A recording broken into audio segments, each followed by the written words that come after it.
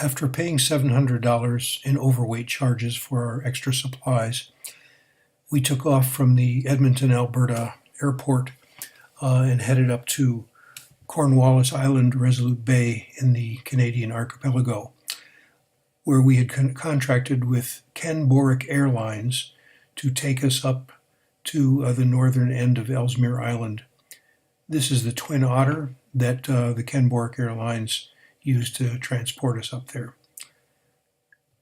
We stayed on Cornwallis Island for two or 3 days until the weather cleared and we were able to take off, because at that time there was a very limited way to know about weather forecasts and so forth. So they typically called two weather stations on the extreme ends, Grease Fjord and Alert. This plane was equipped with these big fat tires for landing on soft, mushy tundra. This is the Ken Boric headquarters, characterized by rocks put on the roof and cables holding the building to the ground so things wouldn't blow away in the high winds. We had some leisure time to explore the island and were taken around by somebody on a pickup truck. This is Fairweather Island. You can see the clouds are less dense over there, and it typically was much better weather than Cornwallis Island. Originally, this establishment was supposed to be on Fairweather Island.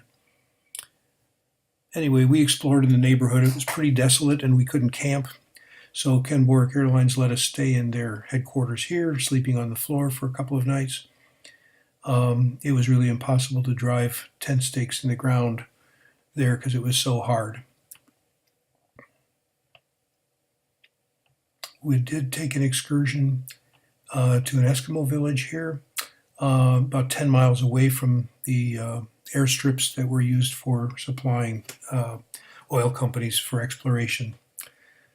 We wandered around here and saw some local color. There's a polar bear hide that was recently liberated from the body. And here's a skinned seal carcass.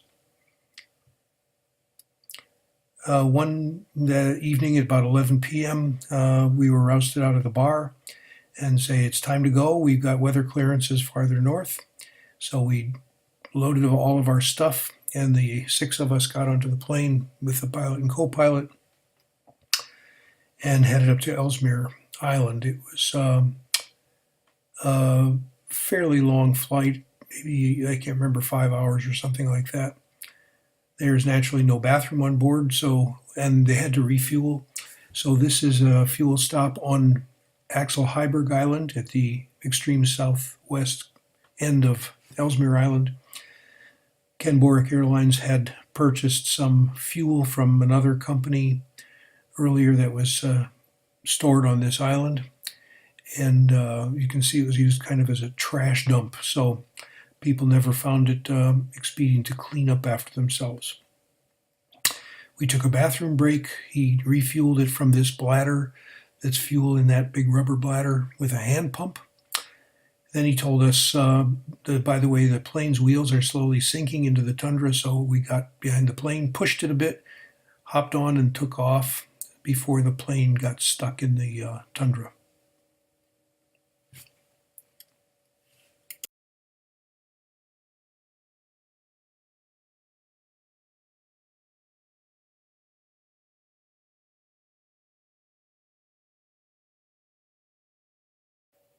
The pilot opted to fly at fairly low altitude, maybe no more than 2,000 feet, so he could get a visual take on where he was. Magnetic compasses didn't work too well here because at this latitude our compasses tended to point southwest, and the magnetic field lines are all twisted up there, so it was kind of hard to make sense out of directions from magnetism. This is approaching our final destination at the end of Tanqueray Fjord, the north end. You can see it's got a fair amount of ice in it. We did on the way and see this nasty sight, which we interpreted possibly as flowing mud. We were afraid we'd have to step off the plane into knee-deep mud. Luckily, that didn't happen. So here we're coming in for a landing over the north end of Tanqueray Fjord. You can see ice chunks floating. There's a gravel airstrip that was fashioned by bulldozers brought in by ship to facilitate mineral exploration. We were surprised to find it occupied by a camp. You saw the helicopter go by. This is a camp of explorers who work for mineral companies and oil companies to figure out what was there. We unloaded the Twin Otter, and with some degree of apprehension, we watched it leave us there. By previous arrangement, it was to return in about 10 days, weather permitting. So we had a few extra days of food in case the weather didn't permit. And I had a total of about 30 minutes worth of film, and I used a fair amount of it on this parting shot of the airplane. I must have felt it was a pretty significant part of the trip. So we headed north along the east side of Tanqueray Fjord and the rivers feeding it. We knew from maps that we would have stream crossing issues. This is a small channel that wasn't a particular problem. Our packs were fairly heavy, though, because we had no potential for stashing any food or supplies along the way. As we headed north, we were able to cross a whole bunch of these streams, some of which were a good deal bigger than this. And so we were lucky that we could do that. But as we looked westward across the north end of Tanqueray Fjord, we had been interested in the mountains on the west side, but it turned out it was really impassable to get past the water that fed Tanqueray Fjord from the rivers to the north. Generally, we tried to camp near open streams of water, which was not too difficult to find. And we tended to wash our dishes with just sand and grit from the ground rather than polluting with detergents and so on. My tent partner is here. He had gotten this big red tent, which was kind of a disaster. It flapped like crazy in the high wind. So as we headed north along Tanqueray Fjord terminus, we tried to get up some altitude. There's Tanqueray Fjord with the ice partly going out. And here it becomes more clear why we couldn't cross. You can see in the distance there's a substantial river that we couldn't really cross to get to those mountains on the other side. But we did find things that were of great interest to play around with on the east side of the fjord and the rivers. Our goal was to head northward through that notch to end up and see some larger glaciers there.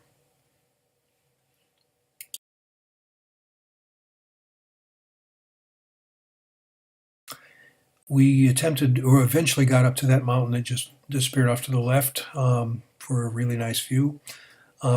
Since it never got close to dark, we had to discipline ourselves as to when to quit and turn around to base camp. Otherwise, time would creep ahead on us and we'd kind of get disoriented. So we tried to discipline ourselves on what constituted bedtime. As we got higher, we got onto more and more snow and more glaciers in a bit. That's Ron looking back southward, back toward Tanqueray Fjord. And it became apparent the higher we got that there was considerable amount of snow and ice covering all these mountains. The mountains poked up from this high background of ice.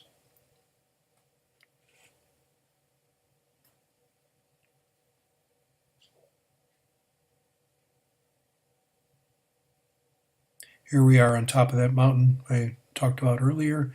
It's really a rubble heap. The rock here is all broken up and nothing like granite walls or anything here. We did like to play on the snow and ice a bit. Here was just a snow field. We didn't feel it necessary to rope up or bring our ice axes on this one.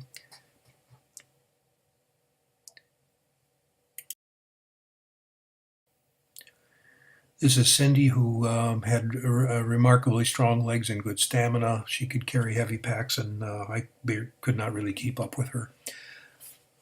She Also had rather good sense in when it was appropriate to turn around and good routes to find, although route finding here was not a particular difficulty.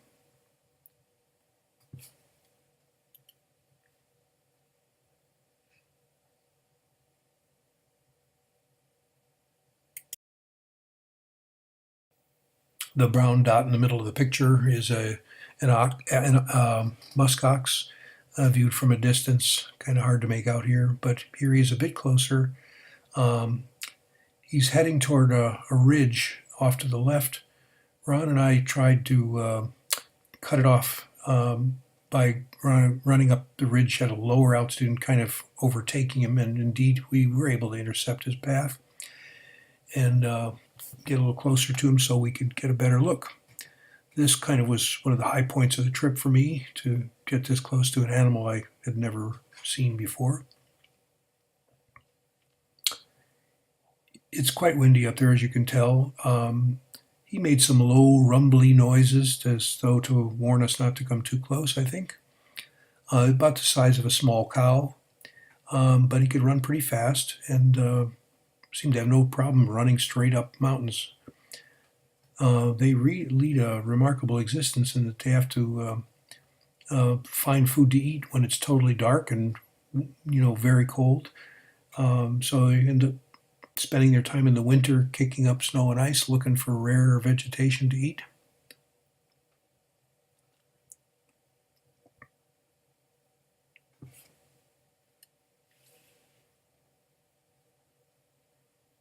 We also took still pictures, but I kind of like the movies of this guy.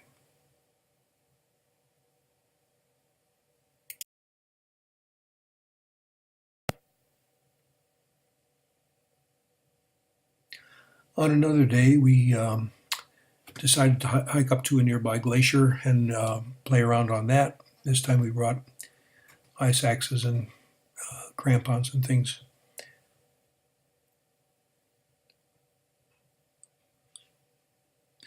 Here's the toe of that glacier.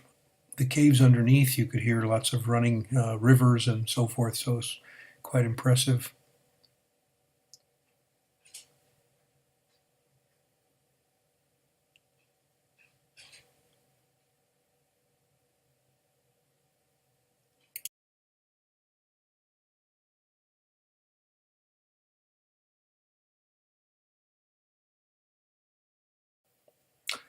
We moved our camp a couple of times as we inched northward along the edge of the fjord.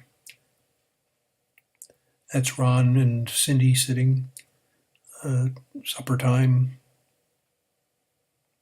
Kit and Ron's sister Joan.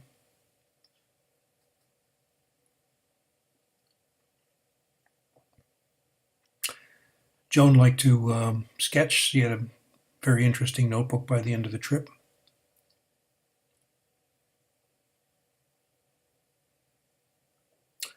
I took a little time-lapse sequence. This is probably the only time in the movie that we see all six of us there. I'm the guy standing now in the red hat and blue parka.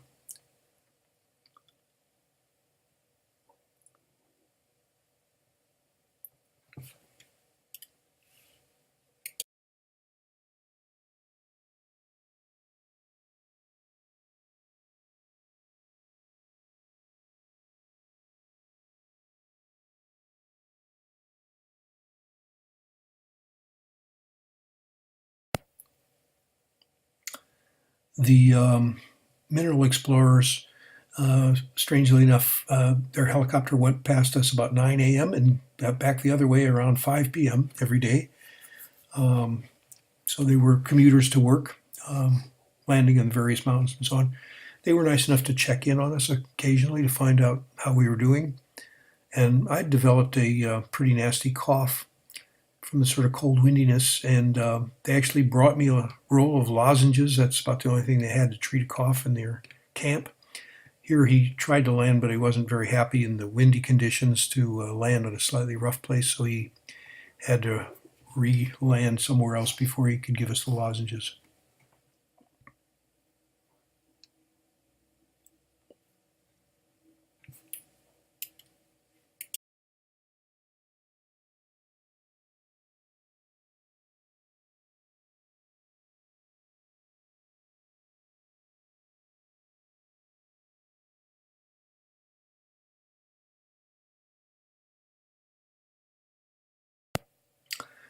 Naturally, all of our food was freeze dried. We took turns cooking and washing. Um, with that much, oh yeah, here's Kit, who tended to be cold all the time, and she pretty much put on everything she'd brought all the time. It was in the maybe high 40s and low 50s most of the time, and since it never got dark, it didn't fluctuate much. But the wind got to us. It kind of was all the time pervasive and penetrating.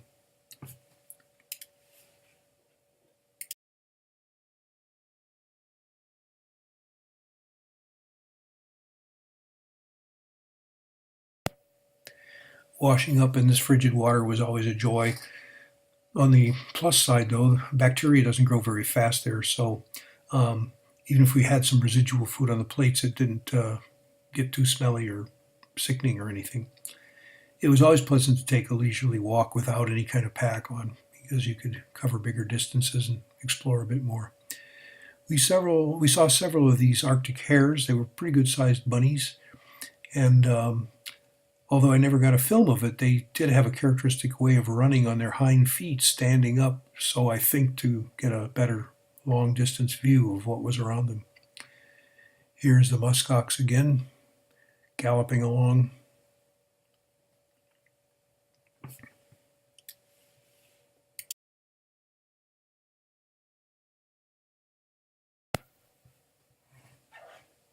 In an unguarded moment, I left my camera around, so Ron naturally had to grab it and play games with it a little bit. That's back when I wore glasses.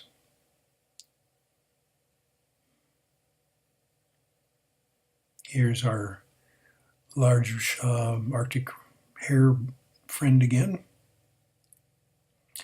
They'd not seen a lot of people, so I think if we came over a ridge and found one there, he'd sit there and stare at us for a minute before he got scared and ran away. Here's another day where we're heading on top of this glacier. It's melted out under the edges where the warm rocks are, relatively warmed by the sun. So there's always water flowing underneath. All this is solid ice covered with dirt. So we had to use our crampons to get on here, and we brought our ropes this time. Here Ron is crossing a snow bridge across a crevasse, and you had to poke it with an ice axe to make sure, here he is goofing off again, just to make sure it would support your weight before stepping on it. If not, we'd practiced self-arrest and rescue with the ropes to get somebody out of a crevasse if need be.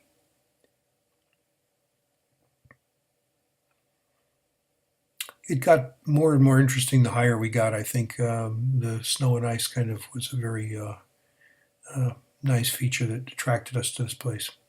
Naturally, here's Ron goofing off again.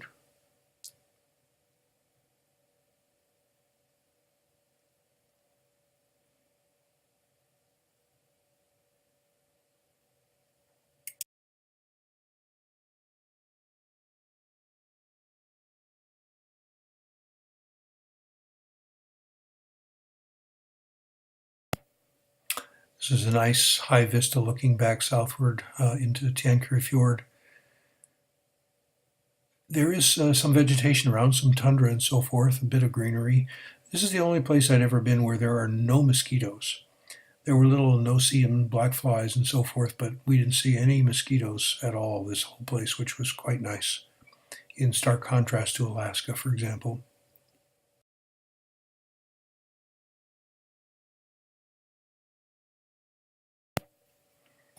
On another day hike, we tried to get as far north as we could in the Tanqueray Valley to get up to what we knew would be the biggest glaciers we would be likely to see on this trip.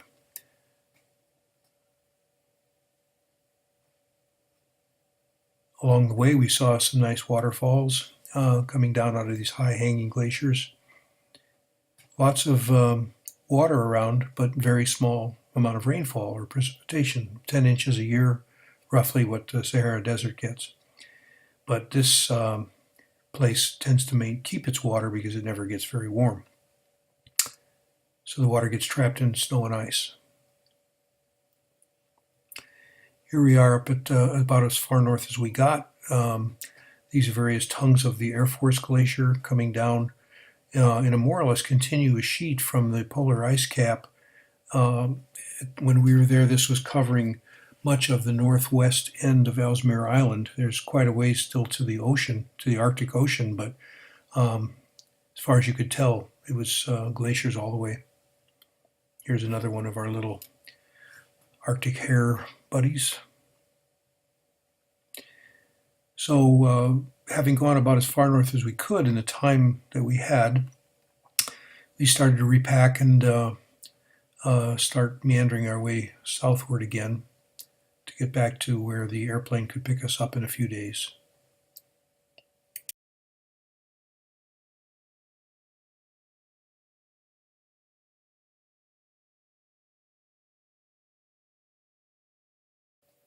Here we are back to our stream crossings that would take us south on the east side of Tanqueray Fjord, same way we came up. This gives you a little better perspective on how much water we had to cross. There was more than this, but this was more of a challenge.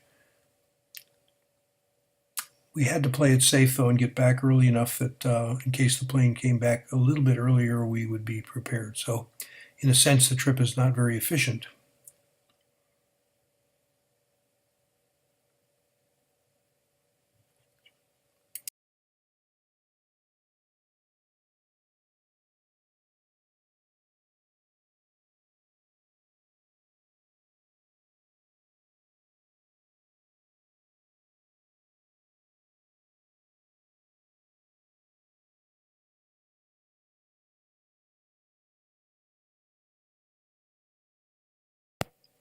Here's a case of hope springing eternal. One would always want to make a stream crossing with dry feet, but that almost never happened. And making a jump across this with a heavy pack is not too helpful.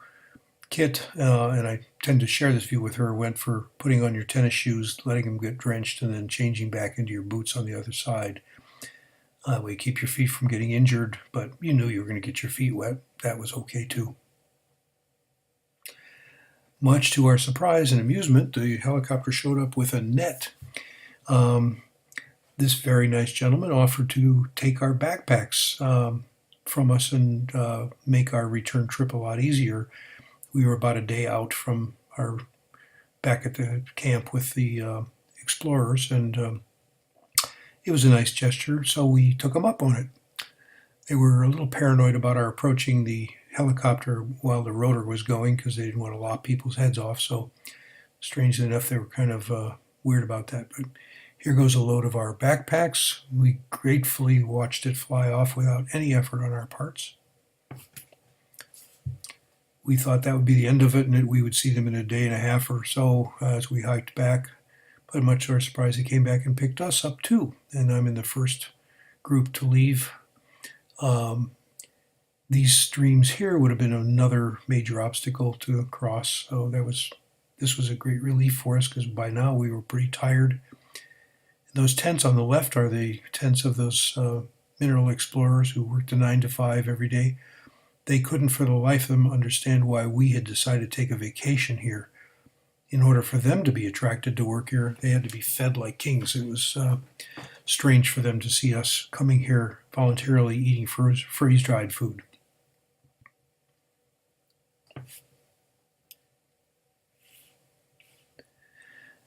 On a nearly last day, I set up the camera on time-lapse mode to record from about 11 p.m. to 1 a.m.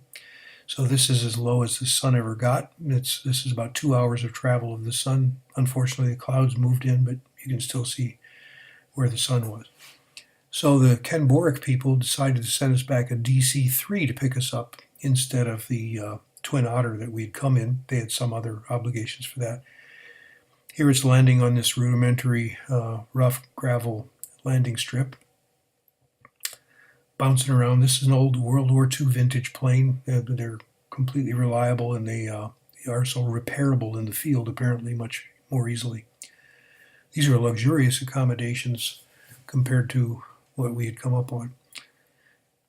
So we bid a wistful farewell to Ellesmere Island, heading back south over Tanqueray Fjord, and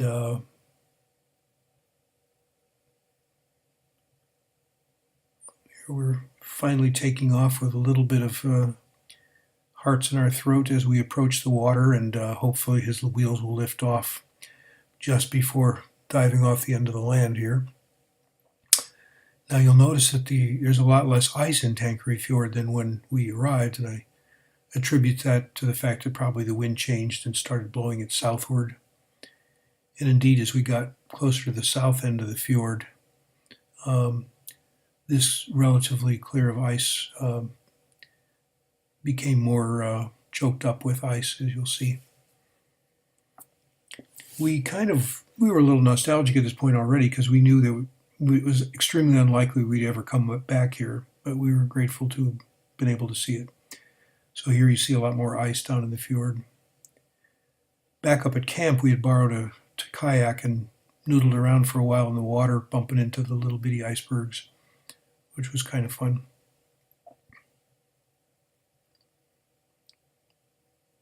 It's a very different perspective to see it from up high.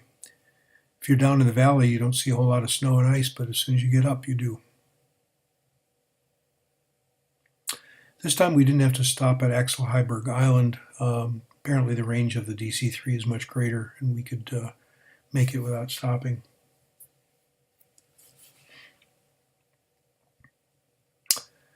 The pilot and co-pilot were gracious in inviting us up into the cockpit to see what they were doing, and you see they're following the charts. This is before the days of GPS, and so they pretty much relied on probably gyro compasses and their charts to keep an eye on what was below as their way of navigating.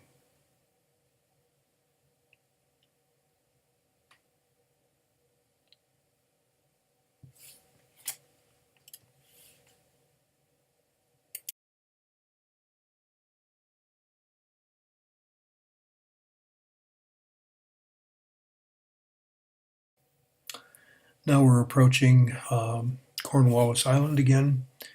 To go back to the Kenbork airport. And we had been taken around here, as I mentioned. It bothered us slightly because when we were given a minor tour of the island on a pickup truck, they took us to several crash sites where small airplanes had run out of fuel, lost in their navigation, and crashed. So we were hoping that wasn't going to happen to us. But here we are in the final stage of unloading the DC-3 and waiting for the next day when the commercial jet took off from here and went back to Edmonton. Thus ended our trip, and the great adventure of Ellesmere Island was complete.